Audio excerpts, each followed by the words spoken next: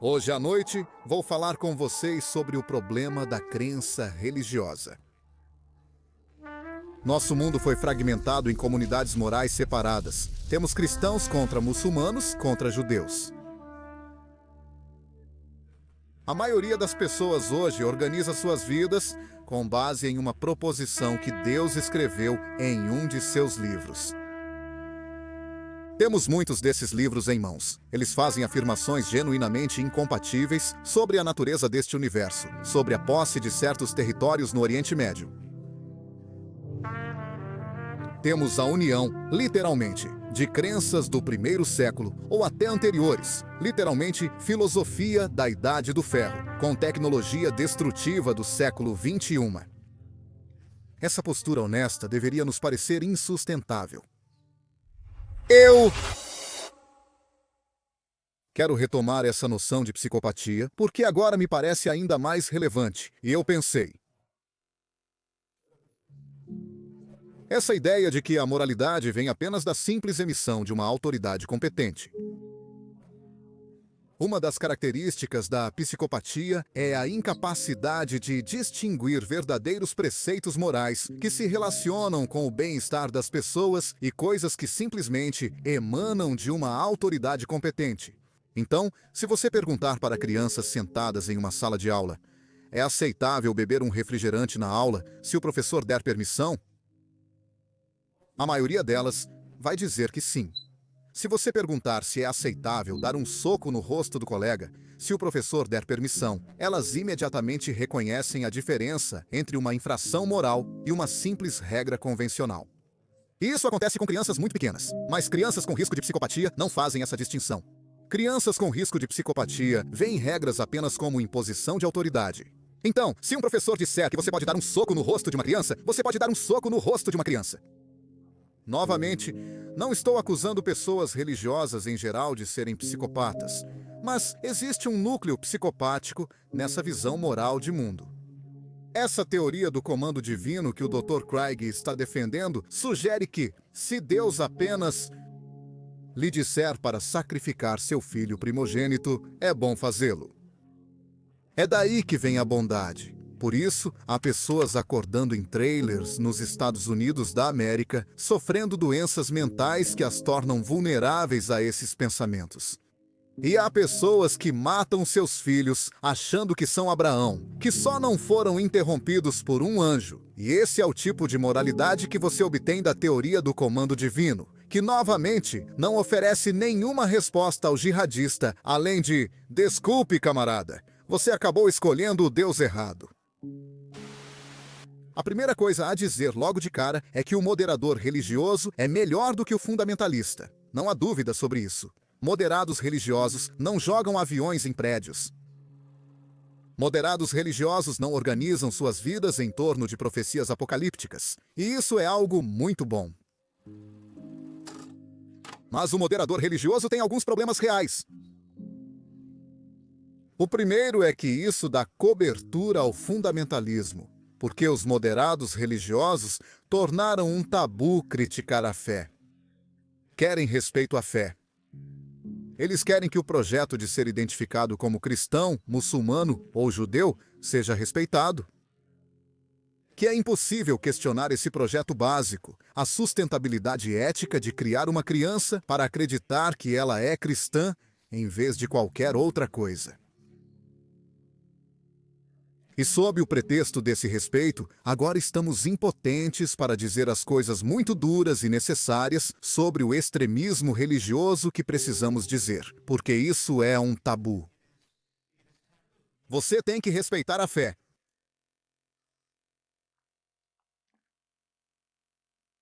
A moderação religiosa nos impede de notar as diferenças entre religiões. É um tabu perceber que todas as nossas religiões não estão ensinando a mesma coisa. Elas não são todas igualmente sábias. E onde ensinam a mesma coisa, não ensinam da mesma forma ou com a mesma qualidade. Onde estão os homens bomba budistas tibetanos? Se você acha por um momento que o tipo de violência que vemos no mundo muçulmano nasce da ocupação israelense e das nossas desventuras no Iraque, deveríamos ver homens-bomba budistas tibetanos. Os tibetanos enfrentaram uma ocupação mais brutal e cínica do que aquelas que britânicos ou israelenses impuseram ao mundo muçulmano. Algo em torno de 1.200.000 tibetanos morreram desde a ocupação chinesa. Onde estão as multidões de tibetanos nas ruas pedindo a morte de civis chineses? Onde estão os tibetanos se explodindo em ônibus chineses, em casamentos, no meio de crianças, em frente aos escritórios da Cruz Vermelha e da Organização das Nações Unidas? Isso não está acontecendo. Isso provavelmente não vai acontecer. Não é que não desse para criar um culto da morte com princípios do budismo tibetano. O Zen budismo influenciou a visão de mundo dos pilotos kamikaze na Segunda Guerra Mundial. Mas você teria que se esforçar muito para distorcer os princípios centrais do budismo para esse tipo de orgia de violência. Não precisa se esforçar tanto como o muçulmano. E seria impossível como um jainista. Quero dizer, os jainistas, essa religião da Índia que tem cerca de 10 milhões de seguidores, eu acho, o núcleo da religião deles é a não violência.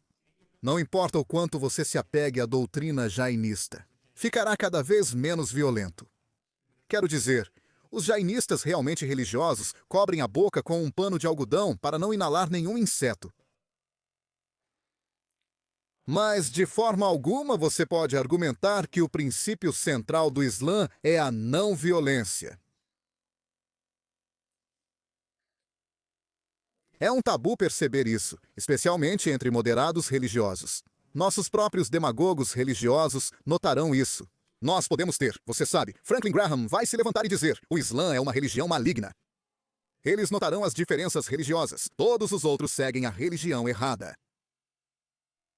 Mas os moderados religiosos tornaram isso um tabu. Primeiro, vamos analisar a ideia de que qualquer uma de nossas religiões seja verdadeira. Há pelo menos 2 problemas em seguir esse caminho. O primeiro é que nem todas podem ser verdadeiras. Bertrand Russell já apontava isso há 100 anos.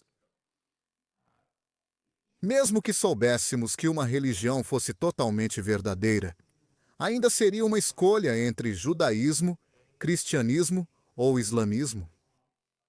Mesmo que soubéssemos que uma fosse perfeita, dada a confusa profusão de doutrinas disponíveis, dada a sua incompatibilidade mútua, todo crente deveria esperar a danação puramente como uma questão de probabilidade.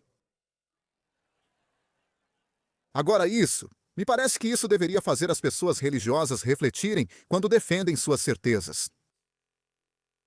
Nunca faz, mas devia. Mas o problema mais profundo ao argumentar pela verdade de qualquer religião é que as evidências para nossas religiões ou não existem ou são péssimas. E isso engloba todas as afirmações sobre a existência de um Deus pessoal, a origem divina de certos livros, o nascimento virginal de certas pessoas, a veracidade de milagres antigos. Quero dizer, isso é. Vamos pegar o cristianismo como exemplo. O cristianismo é fundamentado na afirmação de que o relato do Evangelho sobre os milagres de Jesus é verdadeiro. Alguns cristãos preferem se resguardar, mas a maioria geralmente considera alguns desses milagres verdadeiros, sendo a ressurreição o principal. Agora, o problema com isso é que a única coisa que testemunha que esses milagres realmente aconteceram é o Evangelho. Não há nenhuma descrição extra-bíblica desses eventos. Todos concordam que os evangelhos, até os mais antigos, foram escritos décadas depois dos eventos relatados. O problema é que, mesmo com evidências muito melhores ou centenas de relatos de testemunhas oculares contemporâneas desses milagres, isso ainda não seria evidência suficiente para sustentar as afirmações do cristianismo. Por que não? Bem, O problema é que, no século XXI, relatos de milagres ainda são bastante comuns. Eu conheci literalmente centenas de homens e mulheres ocidentais instruídos que acreditam que seu guru hindu ou budista favorito tem poderes mágicos. Quero dizer, esses relatos de milagres são bem atuais. Existem yogis e místicos hindus que, supostamente, andam sobre a água, ressuscitam os mortos, voam sem a ajuda de tecnologia, leem mentes e adivinham o futuro. Veja Satya Sai Baba, guru do sul da Índia. Todos esses milagres são atribuídos a ele.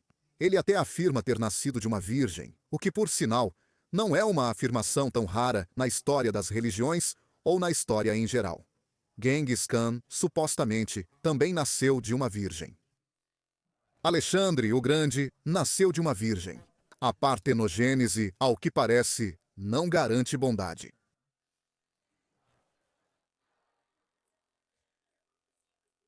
Então, considere isso. Satya Sai Baba tem esses milagres atribuídos a ele por literalmente milhares e milhares de testemunhas vivas. Ele não é o David Koresh do hinduísmo. Seus devotos fizeram uma festa de aniversário para ele há alguns anos, e 1 milhão de pessoas apareceu. Milhões acreditam que ele é um Deus vivo. Agora então, considere como se fosse pela primeira vez a afirmação fundamental do cristianismo.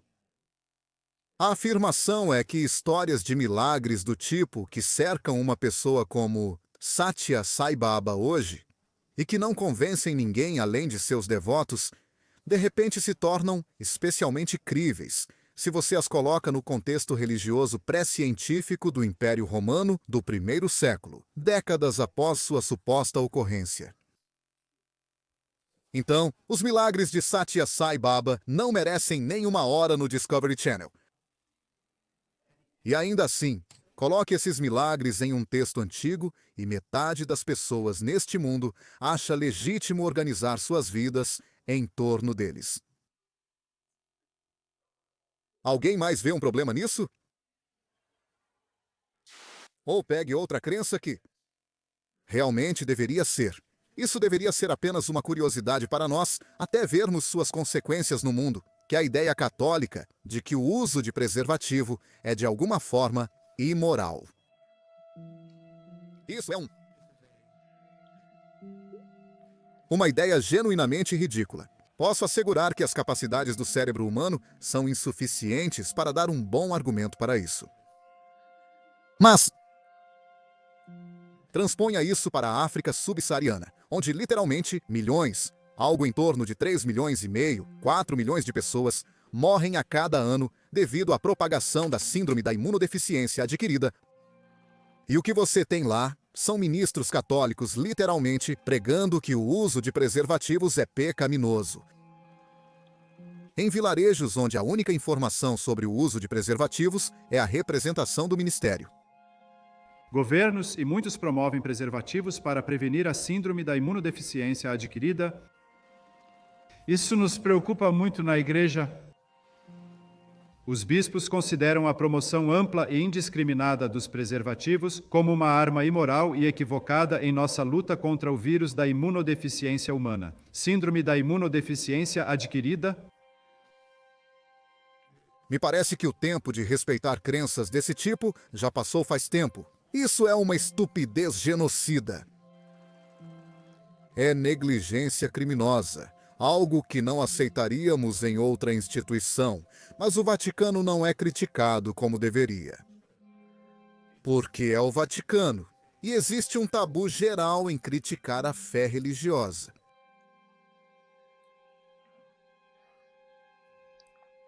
Nós temos isso.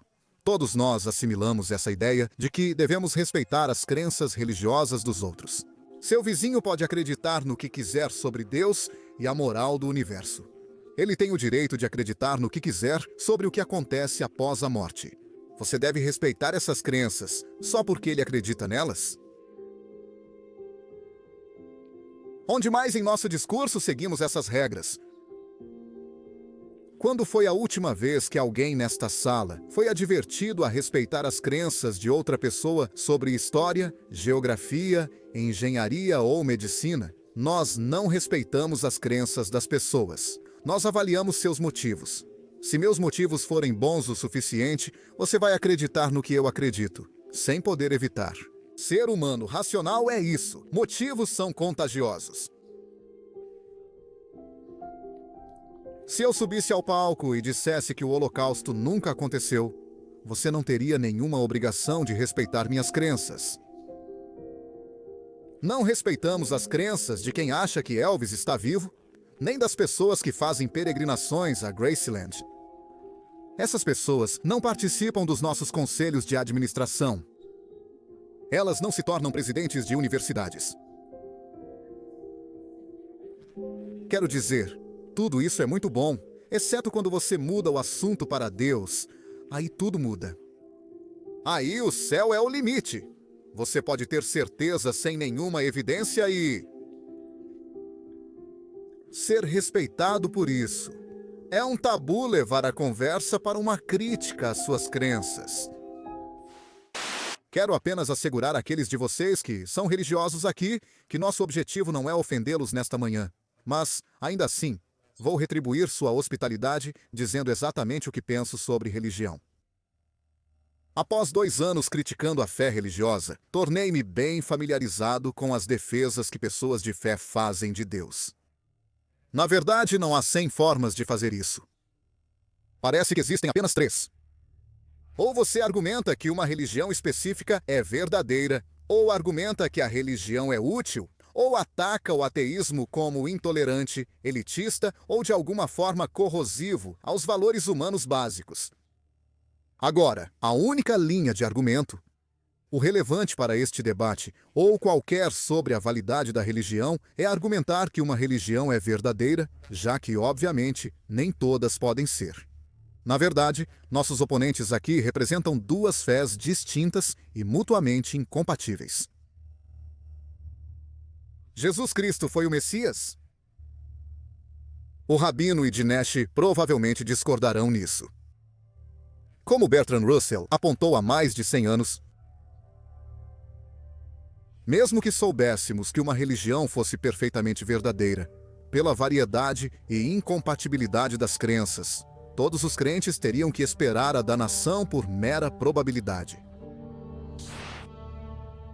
Agora, felizmente, não há absolutamente nenhuma evidência de que o inferno cristão exista. Acho que devemos analisar as consequências de acreditar nesse sistema teísta, neste mundo. E quais seriam de fato esses fundamentos morais? 9 milhões de crianças morrem todo ano antes dos 5 anos. Imagine um 2004 que matou 250 mil pessoas, ocorrendo a cada 10 dias e tirando apenas vidas de crianças menores de 5 anos. São 24 mil crianças por dia, 1.000 por hora e cerca de 17 por minuto. Isso significa que, antes que eu termine esta frase, algumas crianças provavelmente já terão morrido em terror e agonia. Considere os pais dessas crianças. Pense no fato de que a maioria desses homens e mulheres acredita em Deus e está rezando neste momento para que seus filhos sejam poupados e suas orações não serão atendidas. Segundo o Dr. Craig, isso faz parte do plano de Deus.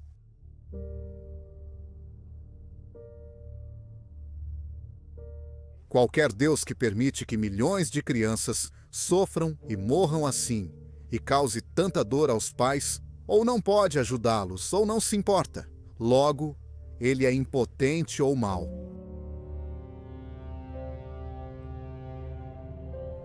Segundo o Dr. Craig, o pior é que a maioria dessas pessoas provavelmente irá para o inferno por rezar ao Deus errado. Apenas pense sobre isso. Sem culpa própria, elas nasceram na cultura errada, onde aprenderam a teologia errada e perderam a revelação. A Índia tem 1,2 bilhão de pessoas, a maioria hindus e, portanto, politeístas. No universo do Dr. Craig, não importa o quão boas sejam, estão condenadas. Se você está rezando para o Deus Macaco Hanuman, você está condenado, certo?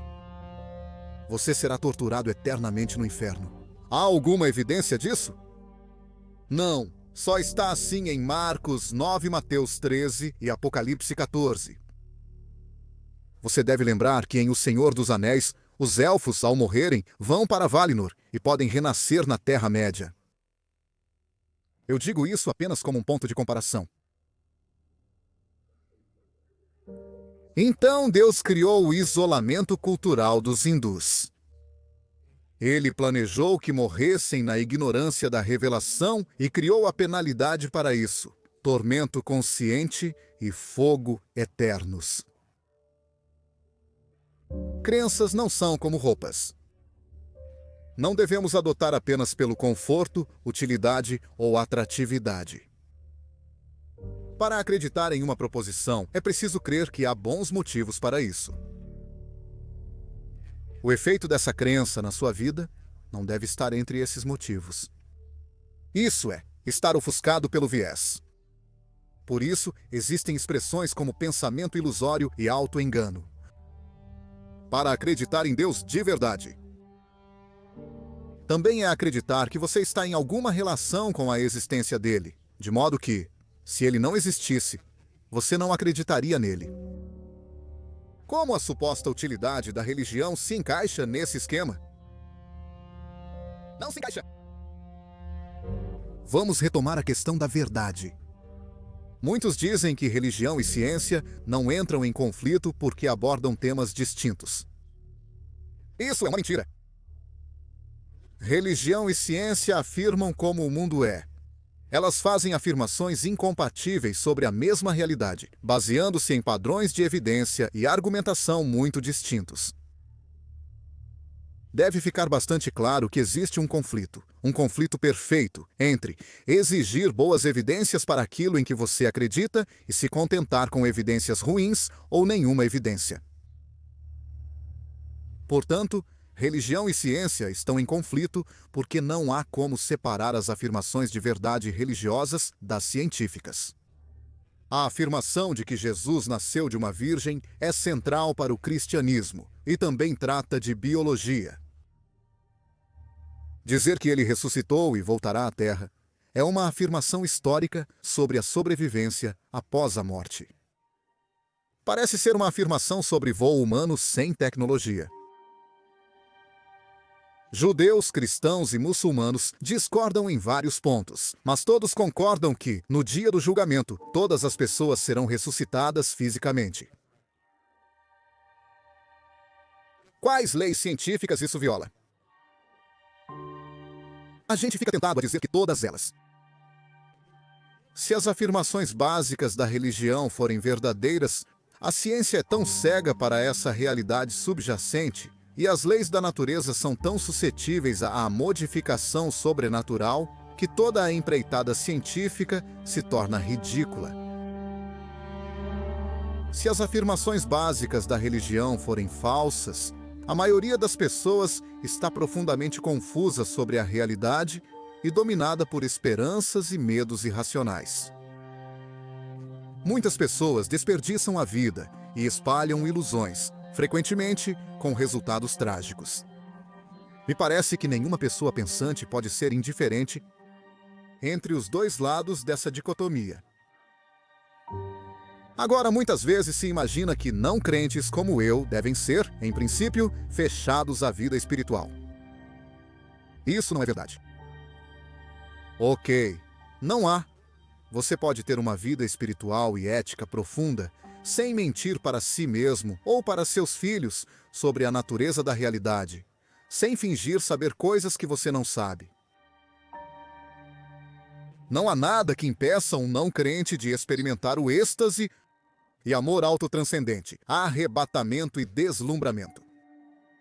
Na verdade, nada impede um não crente de meditar por 1 ano em uma caverna como um verdadeiro místico.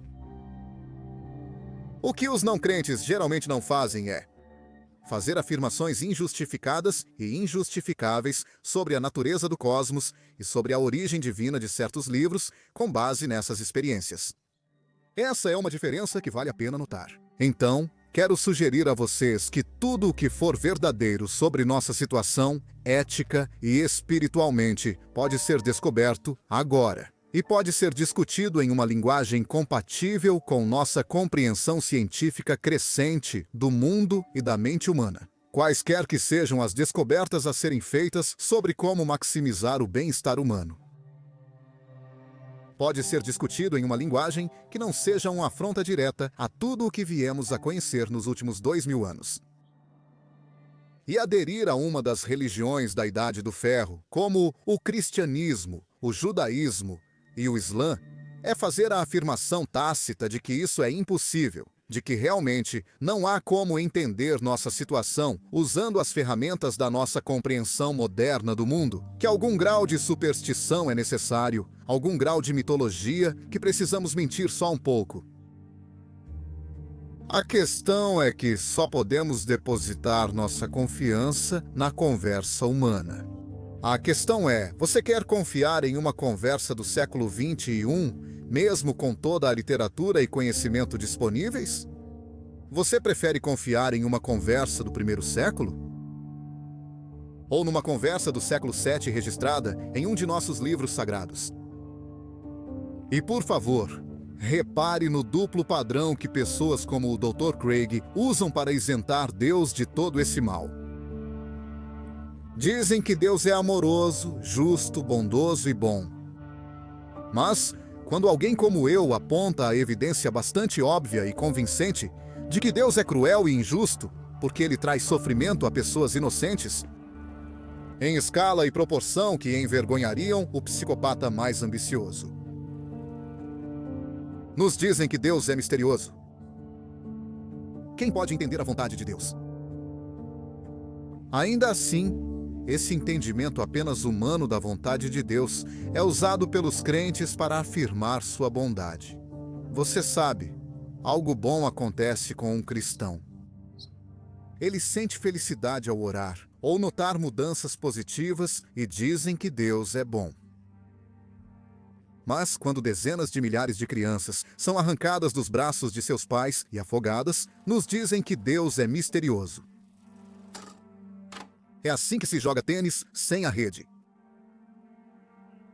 E quero sugerir a você que não é apenas cansativo quando pessoas inteligentes falam dessa forma. É moralmente repreensível. Estou curioso. Quantos de vocês se consideram muçulmanos devotos? Vejo algumas mãos levantadas, mas não são muitas.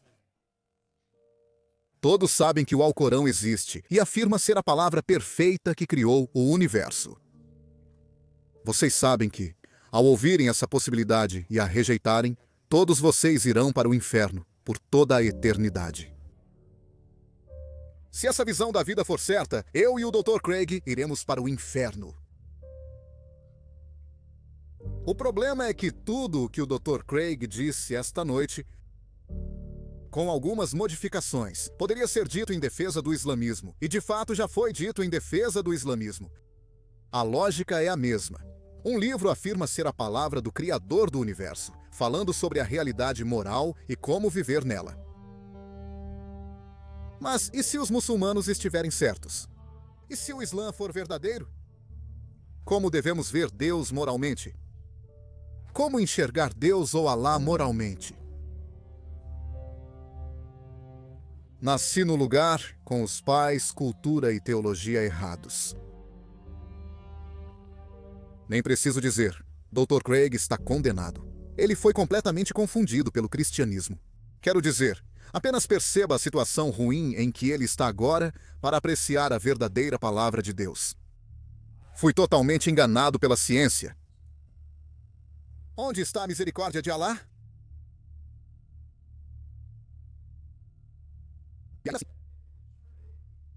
Ele é onipotente. Ele poderia mudar isso num instante. Ele poderia nos dar um sinal que convenceria todos nesta sala. E ainda assim, ele não vai fazer isso. E o inferno aguarda. O inferno espera nossos filhos por não conseguirmos evitar enganá-los.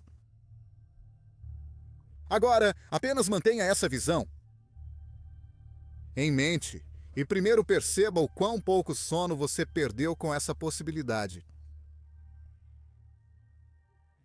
Apenas sinta em si mesmo, neste momento, o quão despreocupado você está e continuará estando diante dessa possibilidade. Quais são as chances de todos nós irmos para o inferno por toda a eternidade porque não reconhecemos o Alcorão como a palavra perfeita do Criador do Universo?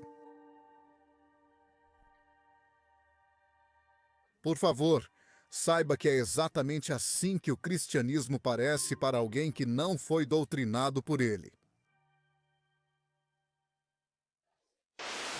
Bem, como começamos a ver, um dos problemas em argumentar em defesa de Deus é que as evidências a seu favor são péssimas ou inexistentes.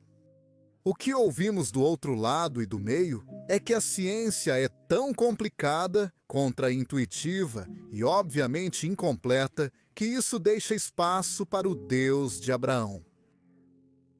Esse é o argumento. Os cientistas não sabem tudo. Não sabemos como as primeiras moléculas complexas se auto-organizaram. Realmente não entendemos. Cientistas admitem quando não sabem. Então, a arrogância está muito mais do lado daqueles que colocam sua fé da Idade do Ferro no lugar da verdadeira ignorância científica. Agora, o outro lado tem escondido o jogo com os artigos de fé. Vamos ser claros sobre isso. Vou falar só sobre o cristianismo para facilitar. O cristianismo se baseia na ideia de que os relatos dos milagres de Jesus no Evangelho são verdadeiros. Para rejeitar o cristianismo, basta rejeitar isso. Não é preciso provar que Deus não existe. Assim, como não se busca provar a inexistência de deuses como Poseidon ou Zeus. O cristianismo é uma afirmação textual sobre a veracidade da Bíblia. Reflita sobre isso. Estudiosos da Bíblia concordam que os evangelhos foram escritos décadas após a vida de Jesus. E não possuímos os manuscritos originais. Temos cópias múltiplas de manuscritos gregos antigos, com milhares de discrepâncias, muitas indicando interpolações posteriores, ou seja, trechos adicionados que viraram parte do cânon. Existem livros inteiros do cânon, como o livro do Apocalipse, que por centenas de anos não foram incluídos porque eram considerados falsos evangelhos. Existem outros livros inteiros, como o Pastor de Hermas, que poucos conhecem, mas por séculos foi considerado parte do cânon antes de ser descartado como falso evangelho. Gerações de cristãos viveram e morreram sendo guiadas por um evangelho que agora é considerado tanto incompleto quanto equivocado. Pense nisso. Esse processo humano de reunir a suposta palavra autoritária de Deus é uma base frágil para apoiar as reivindicações do cristianismo. Na verdade, mesmo com vários relatos contemporâneos dos milagres de Jesus, isso ainda não seria suficiente. Porque histórias de milagres abundam até mesmo no século XXI. Devotos do guru indiano Satya Sai Baba atribuem a ele todos os milagres de Jesus. Ele lê mentes, prevê o futuro, ressuscita mortos e nasceu de uma virgem. Satya Sai Baba não é uma figura marginal. Pode ser desconhecido para você, mas seu aniversário reuniu 1 milhão de pessoas há alguns anos. Muitas pessoas acreditam que ele é um Deus vivo.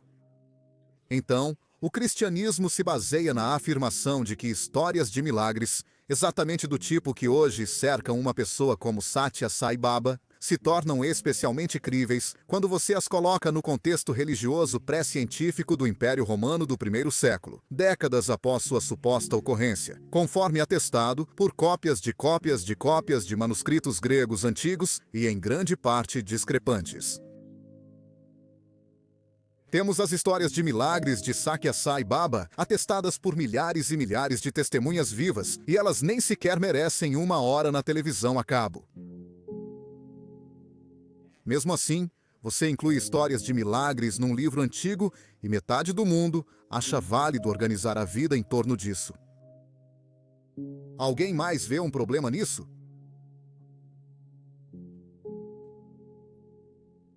Agora, obviamente não estou dizendo que o Dr. Craig ou todas as pessoas religiosas são psicopatas ou psicóticas, mas, para mim, esse é o verdadeiro horror da religião.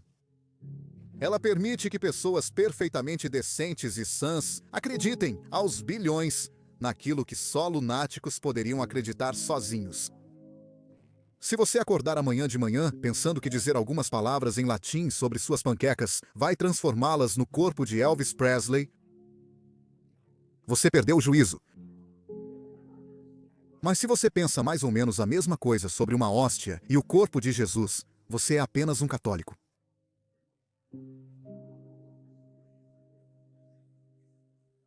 E eu não sou a primeira pessoa a notar que é um tipo muito estranho de Deus amoroso que faria a salvação depender de acreditar nele com base em evidências ruins.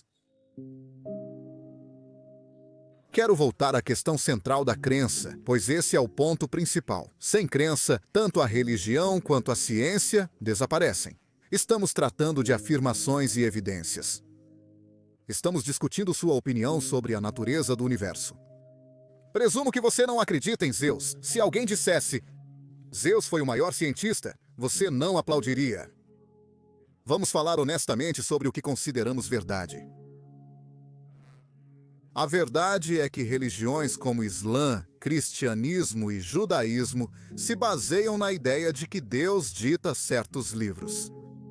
Ele não programa, não produz filmes, nem compõe sinfonias. Ele é autor. A afirmação ganhou credibilidade porque esses livros são vistos como tão profundos que não poderiam ser escritos por humanos. Reflita em como lidamos de forma distinta com afirmações, textos e descobertas científicas. Isaac Newton ficou isolado por 18 meses a partir do ano de 1665. Quando saiu de sua solidão, ele havia inventado o cálculo. Ele descobriu as leis do movimento, da gravitação universal, e criou sozinho o campo da óptica. Ninguém pensa que isso foi algo diferente do trabalho de um homem. Foram necessários 200 anos de engenhosidade de algumas das pessoas mais inteligentes para melhorar o trabalho de Newton. Quão difícil seria melhorar a Bíblia? Qualquer um aqui poderia melhorar esse texto, dito inerrante em ciência, história, ética e espiritualidade, em instantes. Se Deus nos ama e quisesse nos guiar com um livro de moralidade, é muito estranho ter nos dado um livro que apoia a escravidão, que exige que assassinemos pessoas por crimes imaginários como bruxaria. A esperança no mundo vem da conversa aberta, mas a religião dividiu nosso mundo em comunidades morais rivais. Devemos nos convencer de que amor e curiosidade bastam, e a honestidade intelectual os protege.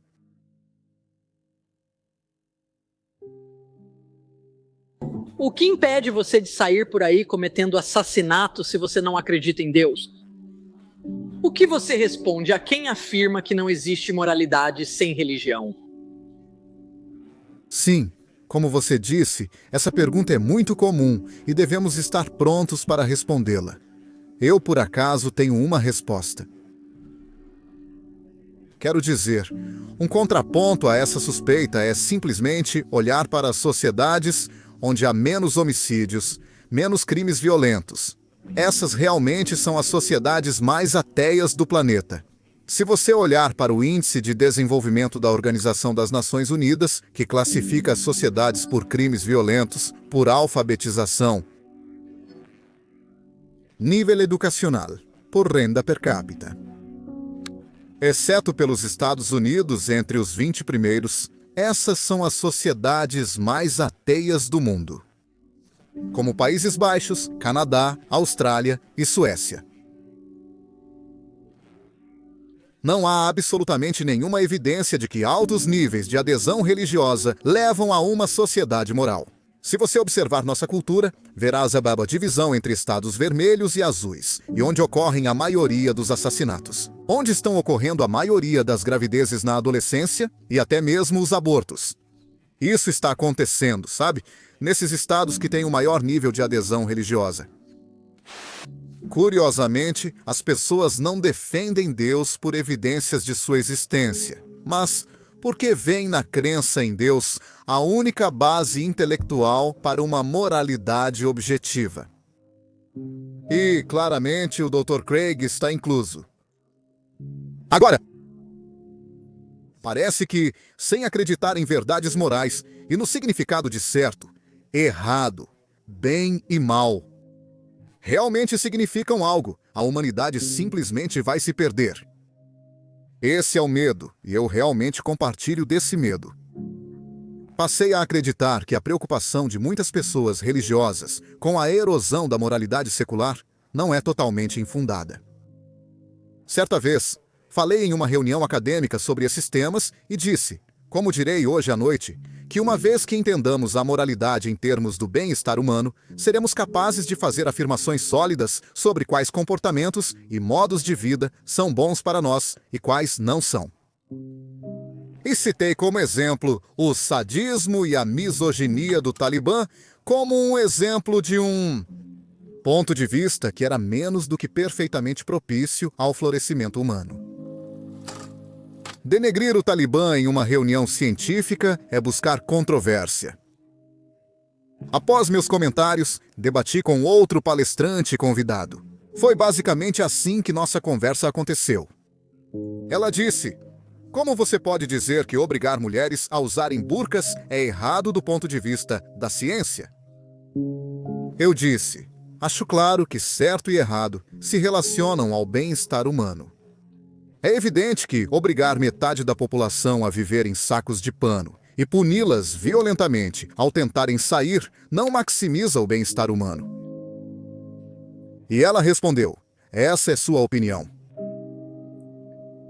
Eu disse: "Ok, vamos facilitar. Suponha que uma cultura remova os olhos de cada terceira criança ao nascer. Você então concordaria que encontramos uma cultura que não estava maximizando perfeitamente o bem-estar humano?" Ela disse que dependeria do motivo deles. Então, depois que minhas sobrancelhas voltaram do fundo da cabeça, eu disse: "Ok, suponhamos que façam isso por motivos religiosos, com uma escritura dizendo que todo terceiro deve andar na escuridão ou algo assim." Ela disse que nunca poderiam dizer que eles estavam errados. Eu estava conversando com alguém com grande conhecimento em ciência e filosofia, que depois foi nomeada para o Conselho de Bioética do presidente. Ela está entre as 13 pessoas que aconselham o presidente Obama sobre questões éticas dos avanços em medicina, ciências e tecnologias. E ela tinha acabado de fazer uma palestra perfeitamente lúcida sobre as implicações morais da neurociência para os tribunais. Ela temia especialmente que estivéssemos submetendo terroristas capturados à detecção de mentiras com neuroimagem. E ela via isso como uma violação inadmissível da liberdade cognitiva. Então, por um lado, seus escrúpulos morais eram muito bem calibrados para recuar diante do menor deslize percebido em termos éticos na nossa guerra ao terror. Mesmo assim, ela aceitava perdoar uma cultura primitiva por retirar olhos de crianças em rituais religiosos. E ela me parecia assustadoramente indiferente ao sofrimento real de milhões de mulheres no Afeganistão neste momento. Vejo esse duplo padrão como um problema. Curiosamente, essa perda do senso comum preocupa muitos religiosos. Espero que fique claro para você, ao final desta hora, que a religião não é uma resposta para esse problema. A crença em Deus não é necessária para uma moralidade universal. Ela é fonte de cegueira moral. Eu acho que as crianças, a menos que sejam condicionadas de outra forma, não chegam a este mundo acreditando serem cristãs, muçulmanas ou judias. Nós damos essas ideias a elas, não surgem do nada. E, portanto, me parece que simplesmente dar respostas honestas às perguntas delas e certamente acabar com esse tabu de dizer: "Eu não sei." Somos muito relutantes em admitir: "Não sei." Aliás, cientistas são quem realmente sabe dizer: Eu não sei. Eles dizem, eu não sei, o tempo todo, porque têm medo de que algum especialista esteja na sala e saiba muito mais sobre o assunto do que eles foram questionados.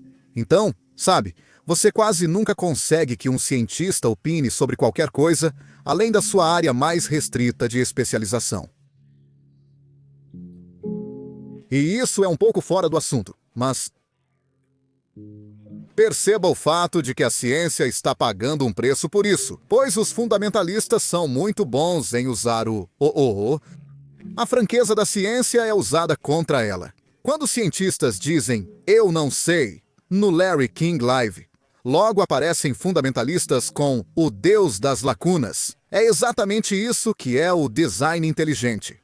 É política e religião disfarçadas de ciência. Agora, é amplamente acreditado que existem duas quantidades neste universo. Há os fatos, e claro, a ciência pode discutir sobre eles de forma rigorosa. Mas há valores que muitos, como o Dr. Craig, acreditam que a ciência não consegue tratar. Sentido, moral e propósito da vida. Todos concordam que a ciência ajuda a alcançar o que valorizamos, mas não define o que devemos valorizar. Assim, ela não pode ser usada, em geral, para as questões mais importantes da vida, como a criação dos filhos ou o que é uma vida boa. Agora, acredita-se, do ponto de vista da ciência, e o Dr. Craig acabou de expressar essa opinião, que quando olhamos para o universo, tudo o que vemos são padrões de eventos. Apenas uma coisa segue a outra. Não há nenhum canto do universo que declare certos de seus eventos como bons ou maus, certos ou errados, exceto por nós. Declaramos alguns eventos melhores que outros em nossas mentes. Mas, ao fazer isso, parece que só projetamos nossas preferências e desejos em uma realidade sem valores intrínsecos. E de onde vêm nossas noções de certo e errado? Bem, claramente elas foram incutidas em nós pela evolução, produto desses impulsos símios e emoções sociais. E então elas são moduladas pela cultura. Pegue o ciúme sexual, por exemplo. Essa é uma atitude que foi cultivada em nós ao longo de milhões de anos. Nossos ancestrais eram muito possessivos entre si, mesmo sendo todos peludos e com dentes horríveis. E essa possessividade agora é consagrada em várias instituições culturais, como a instituição do casamento. Portanto, uma afirmação como "é errado trair o cônjuge" parece ser apenas um resumo dessas contingências. Parece uma improvisação baseada na biologia. Parece que, do ponto de vista da ciência, não pode realmente ser errado trair o seu cônjuge. Ok, isso é só como primatas, como nós mesmos se preocupam quando aprendemos a nos preocupar com palavras, certo? Agora, é aqui que pessoas religiosas como o Dr. Craig começam a ficar um pouco desconfortáveis, como eu acho que deveriam. E muitos não veem alternativa a não ser inserir o Deus de Abraão, um Deus da guerra da Idade do Ferro, no mecanismo como um árbitro invisível da verdade moral. É errado trair o seu cônjuge, porque Javé considera que é assim. Curioso, pois em outros momentos, Javé apoia genocídio, escravidão e sacrifício humano. Na verdade, não sou fã, já fui criticado por isso, de termos como secularismo e ateísmo. Não acho que precisamos nomear o contraponto à irracionalidade religiosa. Nós não temos palavras para descrever. Não ser um astrólogo, ou não ser um alquimista. Ninguém acorda de manhã e diz: "Eu não sou um astrólogo, eu não sou um astrólogo." E até certo ponto, acho que o mesmo vai funcionar para não ser enganado pelas falsas certezas da religião. Nós simplesmente precisamos aplicar a razão. Podemos ter dois tipos bem diferentes de conversas aqui. Podemos falar sobre religião como ela é para a maioria das pessoas na maior parte do tempo, e podemos falar sobre o que a religião poderia ser ou deveria ser, Ou talvez o que ela é para a menor minoria de pessoas. E eu só quero que você esteja ciente dessa diferença, porque isso pode se perder. É verdade que algumas pessoas definem Deus como pura consciência, ou como sendo sinônimo das leis da natureza. Mas se falarmos sobre consciência e as leis da natureza, não estaremos falando sobre o Deus em que a maioria dos nossos vizinhos acredita, que é um Deus pessoal que ouve nossas orações e ocasionalmente as responde. Então eu só quero que você esteja atento a isso, porque se Michael ou eu dissermos algo depreciativo sobre o Islã ou o cristianismo, o que parece possível, a resposta do outro lado não deve mencionar mecânica quântica. E não deve fazer referência a uma noção de Deus tão desprovida de doutrina a ponto de ser mais ou menos sinônimo de puro mistério, pura informação, pura energia ou qualquer coisa pura. Então eu só queria marcar esse ponto aqui onde todos vocês possam ver. Porque o Deus em que nossos vizinhos acreditam é essencialmente uma pessoa invisível. Ele é uma divindade criadora que criou o universo para ter um relacionamento com uma espécie de primata. Só todos nós!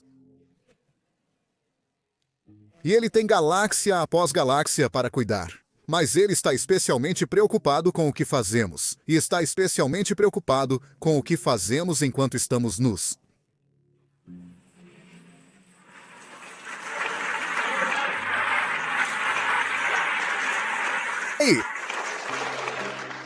Ele quase certamente desaprova a homossexualidade e ele criou este cosmos como um vasto laboratório para testar nossos poderes de credulidade. E o teste é este: você consegue acreditar nesse Deus com poucas evidências, ou seja, com fé. E se você conseguir, ganhará uma eternidade de felicidade após a morte.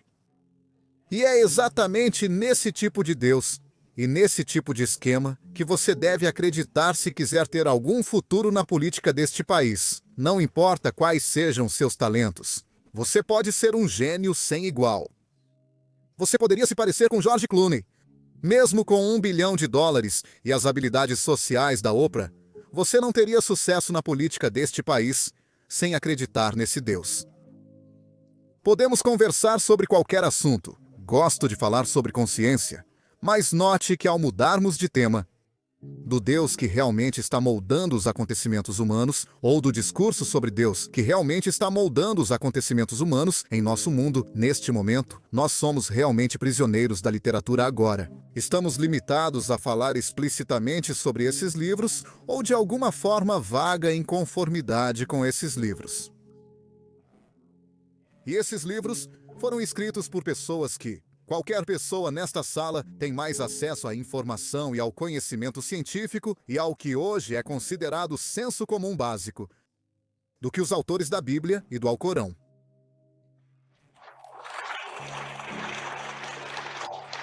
E, na verdade, não há uma pessoa nesta sala que já tenha conhecido alguém cuja visão de mundo seja tão limitada, apenas pelo tempo em que apareceram na história, quanto às visões de mundo de Abraão, Moisés, Jesus ou Maomé.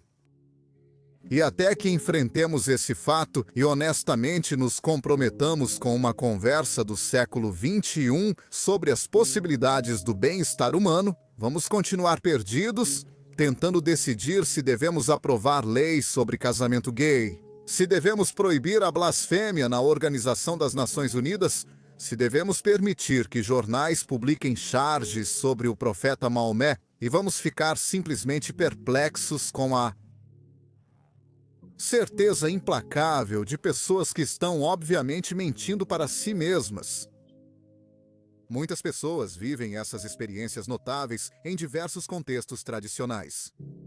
Isso, por si só, prova que todas essas religiões estão erradas. Todas essas religiões afirmam, é muito engraçado, serem exclusivas.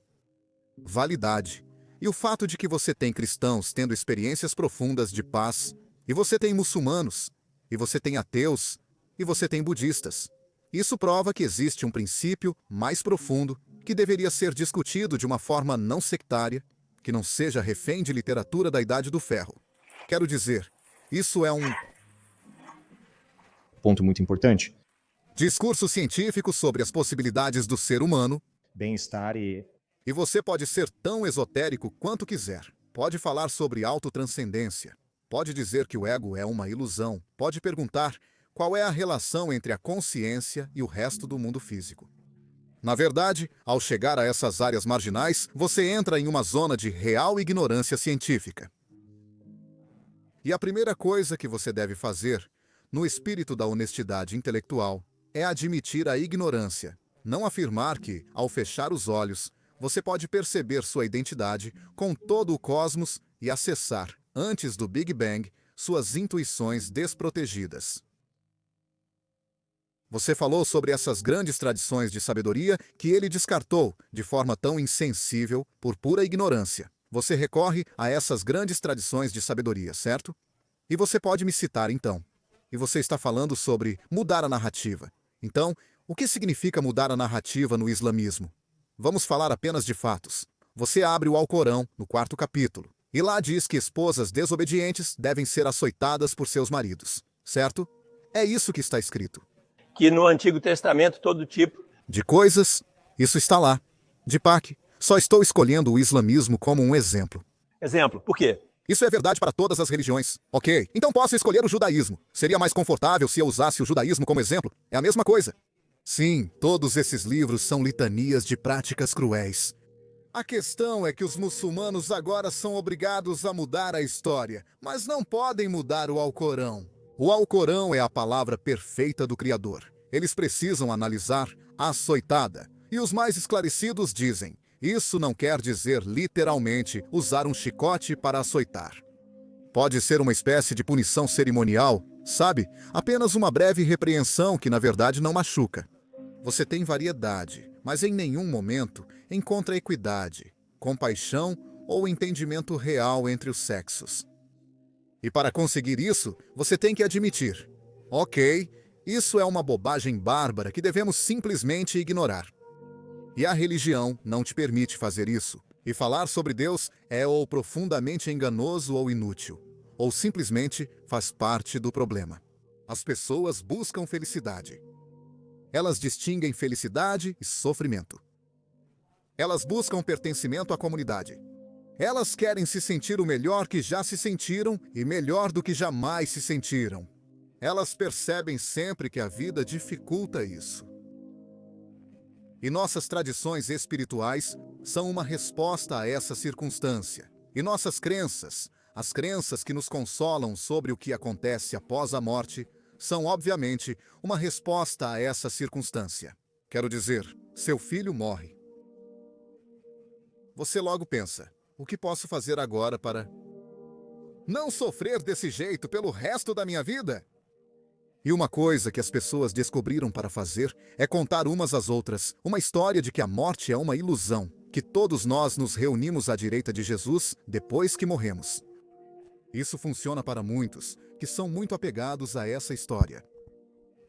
Mas essa história é realmente, tanto em seus resultados, quanto na forma de chegar lá, a antítese da mentalidade científica e simplesmente não podemos confundi-las.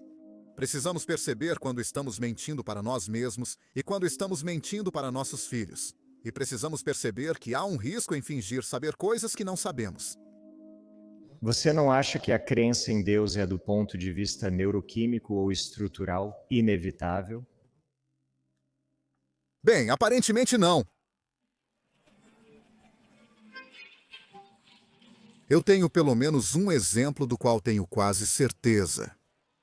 Em segundo lugar, com base na nossa necessidade de tribos e sociedade, você não acha que, novamente, a crença de que não existe Deus vai, a partir da nossa própria criação estruturada, não discutindo qual foi a causa dessa criação, mas você não acha que somos tendenciosos de tal forma que, na sociedade, sempre teremos a crença em Deus como a crença principal e a crença de que não existe Deus como uma menor e atualmente não muito vocal compreensão?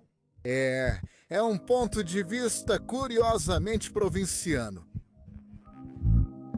Estamos na América, praticamente uma teocracia. Mas na Europa Ocidental, sua pergunta não faria sentido agora. É uma parte do mundo extremamente secular. E se você vai para a Escandinávia, isso muda completamente.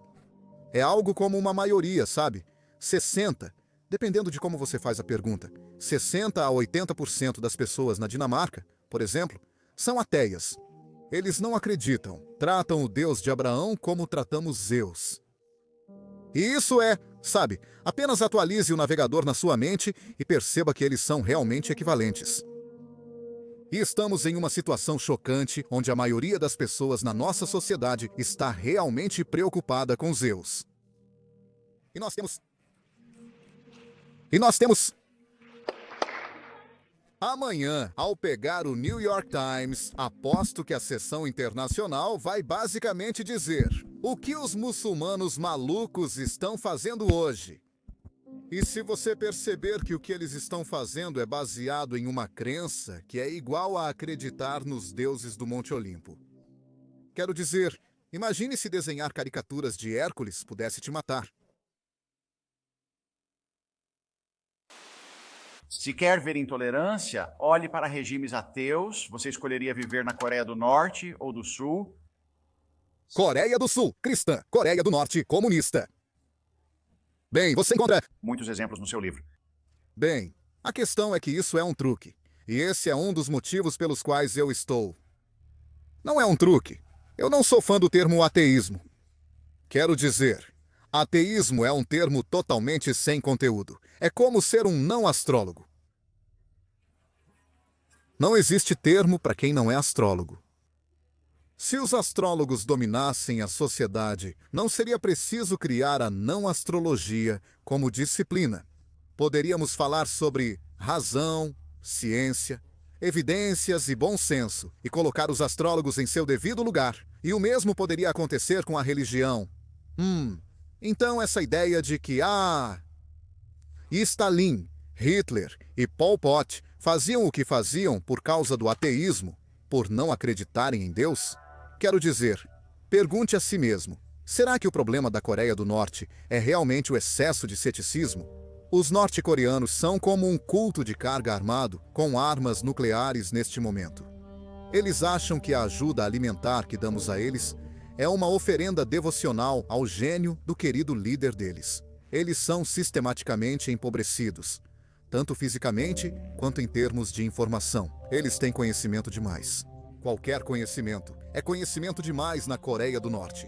Isso não é um paraíso racional.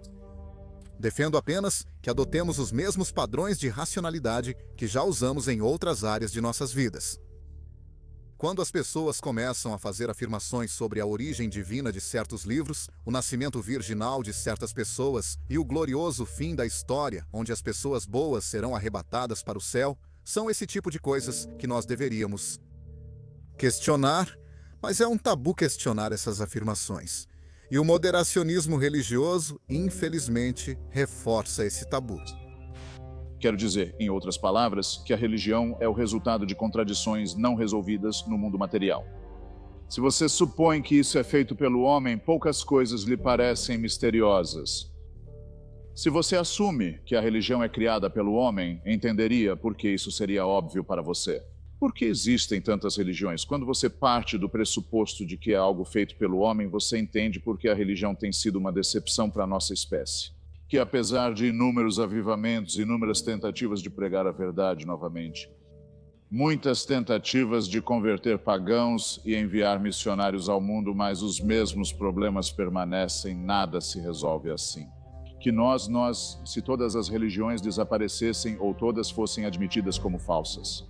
Em vez disso, como todo crente diria, só algumas são falsas, ou seja, é uma proposta absurda.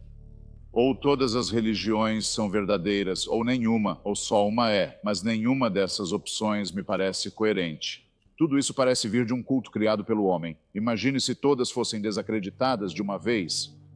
Todos os nossos problemas seriam exatamente os mesmos que são agora. Como convivemos? Qual a origem da moral e ética? Quais nossos deveres com o próximo? Como construir uma cidade justa e praticar o amor? O Como devemos lidar com o que Darwin chamou de marca inferior das nossas origens primitivas, que vem... Não falo de pacto com o diabo ou pecado original, mas da nossa evolução. Todas essas questões, senhoras e senhores, permaneceriam iguais. Livre-se da ideia de uma ditadura celestial e dará o primeiro passo para a liberdade. Uma coisa a se notar é que o diálogo entre ciência e religião seguiu esse caminho. Tem sido uma erosão implacável e unidirecional da autoridade religiosa. Eu desafiaria qualquer um aqui a pensar em uma questão para a qual já tivemos uma resposta científica, por mais inadequada que fosse, mas para a qual agora a melhor resposta seja uma resposta religiosa. Agora você pode pensar em muitas questões que antes tinham respostas religiosas, mas agora seguem o caminho oposto. E agora a autoridade da religião foi abalada e anulada pela ciência, pelo progresso moral e pelo progresso secular em geral. E eu acho que isso não é por acaso. E a única área onde a religião ainda parece manter seu espaço agora está sob ataque da ciência. E é muito bom que esteja sob ataque da ciência. Esta é toda a questão da moralidade, felicidade humana e do que é uma vida boa. Essas são, e deixe-me explicar, por que eu acho que isso é uma questão científica. Até mesmo o papel da ciência é, em última análise, uma questão científica. Porque certamente existem fatos objetivos a serem aprendidos sobre a base da felicidade humana. No momento em que você reconhece que moralidade, espiritualidade e valores são questões de felicidade e sofrimento, e de mover o sofrimento na direção da felicidade, você percebe que, se há fatos objetivos sobre a felicidade humana, e há fatos sobre genes, ideias, atenção, sistemas econômicos e estruturas sociais, influenciam em sermos felizes ou miseráveis. E, novamente, é verdade que o discurso científico está apenas começando a abordar essas questões, mas não é cedo demais para dizer que o amor é melhor do que o ódio em termos de ética. E estamos estudando essas coisas no nível do cérebro. Eventualmente, vamos entender a base cerebral do amor e do ódio, e os tipos de mecanismos, tanto culturais quanto pessoais, que ramificam esses estados mentais. Haverá respostas certas e erradas, e veremos que assassinato por honra é uma má estratégia para formar homens compassivos. Já sabemos disso, mas em breve saberemos novamente. Bioquimicamente. Pode ser verdade, mas você teria que imaginar, vamos dizer que a espécie humana, o Homo sapiens, tem estado conosco. Algumas pessoas dizem que já faz cerca de 250 mil anos. Alguns dizem 200, outros 100 mil anos. Francis Collins e Richard Dawkins divergem, mas não é uma grande discussão. Posso considerar 100 mil, se preferir. Imagine que humanos nascem e muitos nem chegam a nascer, morrem no parto ou pouco depois. Nascem em um mundo aterrorizante do desconhecido. Tudo é um mistério para eles, tudo de doenças a erupções vulcânicas. Tudo é a expectativa de vida deles nos primeiros, sei lá, muitos dezenas de milhares de anos. Seria sorte chegar aos 20 anos, provavelmente morrendo de forma agonizante por causa dos dentes, já que eles são mal desenvolvidos, e por outras heranças de sermos primatas, como o apêndice que não precisamos, como o fato de que nossos órgãos genitais parecem ter sido projetados por um comitê. Outras deficiências da espécie, agravadas pela escassez, pela guerra, pela fome, pela competição e assim por diante, e por cerca de 98 mil anos, o céu observa tudo isso com completa indiferença.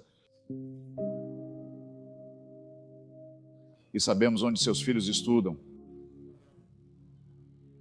O céu assiste indiferente e, faltando 2.000 anos para o fim, pensa: já é hora de intervir, não dá mais assim. Por que não enviar alguém para ser torturado até a morte na Palestina da Idade do Bronze? Isso deve ensiná-los e dar a eles uma chance de redenção. Você é livre para acreditar nisso, mas eu acho que o designer que pensou em fazer dessa forma ou foi muito cruel, caprichoso, aleatório, desastrado e incompetente. O Dr. Craig fala como se, tudo bem, mas desde então nasceram mais pessoas, então pode ter sido um bom momento em termos de crescimento populacional. Bem, há um enorme número de pessoas no mundo que ainda nem ouviram falar dessa ideia. A notícia não chegou até eles, ou quando chegou, foi trazida por pessoas que o Dr. Craig não considera cristãos, como os Mormons, por exemplo. E isso é ensinado a eles de maneiras muito discrepantes, competitivas e de fato incompatíveis e violentamente irreconciliáveis. E houve muita discussão na igreja e nas igrejas. Todo esse tempo sobre, qual a resposta? E as pessoas que nunca ouviram ou ouvirão as boas novas, ou ainda não foram alcançadas por ela e que morreram sem saber disso. O que acontece com elas? Como podem ser salvas? Bem, o argumento é que tudo isso, de alguma forma, é feito de forma retroativa. Como em muitos desses argumentos, só comento que conveniente. Porque se você está disposto a fazer suposições desse tipo, então, na verdade, as evidências são apenas secundárias ao que você está defendendo. A ciência é o único jogo de linguagem em que somos diretos e rigorosos sobre o que é evidência, com revisão por pares, pessoas inteligentes tentando te refutar, e onde ganhar pontos pode significar provar que você está errado. Não é isso que as religiões fazem. Elas não estão sujeitas à falseabilidade dessa forma.